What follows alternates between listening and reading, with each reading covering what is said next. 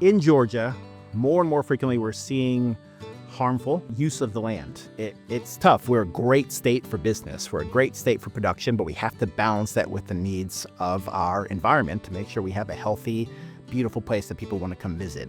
And one of the areas that we can really get buy-in, where the most impact is by engaging our local communities. In Georgia, private lands are incredibly important for wildlife, and that's primarily because well over 90% of the state is private.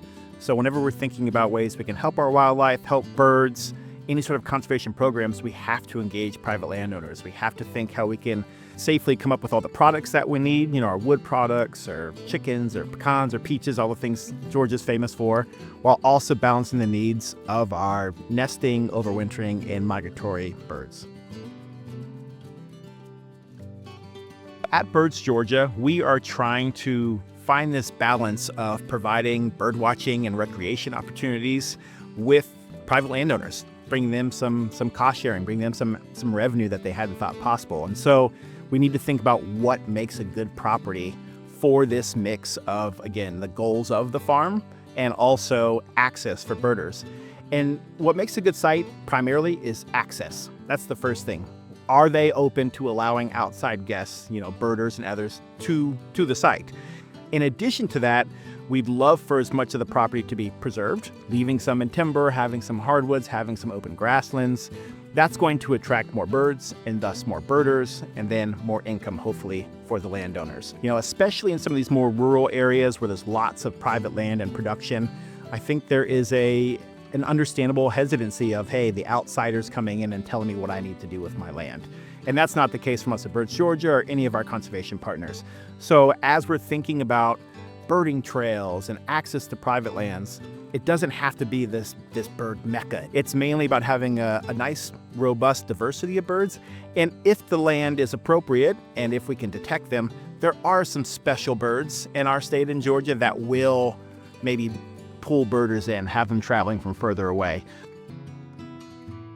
We're a very big supporter of Birds Georgia because, a lot of the habitat for birds or other game, whether it be hunting and or non-hunting related, to support that and to allow the family, forest owner or the non-industrial private landowner to have some avenues for possible alternative revenue.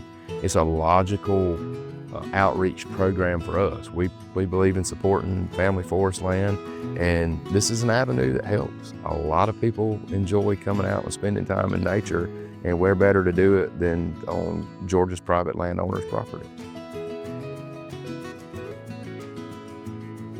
There are lots of qualified foresters, around the state. We can make a site visit free of charge. We're there to help you. We want to see people invest in forest land, non-industrial private landowners, family forest owners.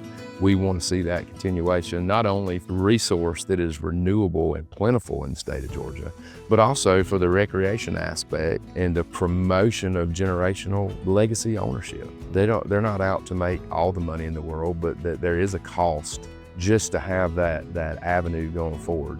It gives me a sense of pride in that. Just helping to promote that. There's nothing more than I like than the woods. If you have a piece of private land and you want to learn more about this, the first step would be to contact us at Birds Georgia. Of course, you can send me an email or any of my colleagues, but if you go to birdsgeorgia.org, we have a few different programs that are related to private lands that you can explore. The first one is our Habitat Stewardship Program. And what this is a menu of items that we want a private landowner to go through. It's kind of a, pick your own adventure. There's no one way. Every property is a little bit different. And meet certain criteria within certain categories to show that the land is being stewarded properly. While they're doing that, I hope they also consider the private lands birding trail. So this is an effort where we're trying to find these sites across the state that maybe seem closed off or are closed off to the wildlife watching community, and are considering opening that up, seeing if there's another revenue stream, seeing if they can learn more about the birds. Maybe they'll become birders themselves. So the best thing is to look at birdsgeorgia.org, to reach out to our staff, and then we can kind of walk you through the process of becoming more active with us and with the larger birdwatching community in Georgia.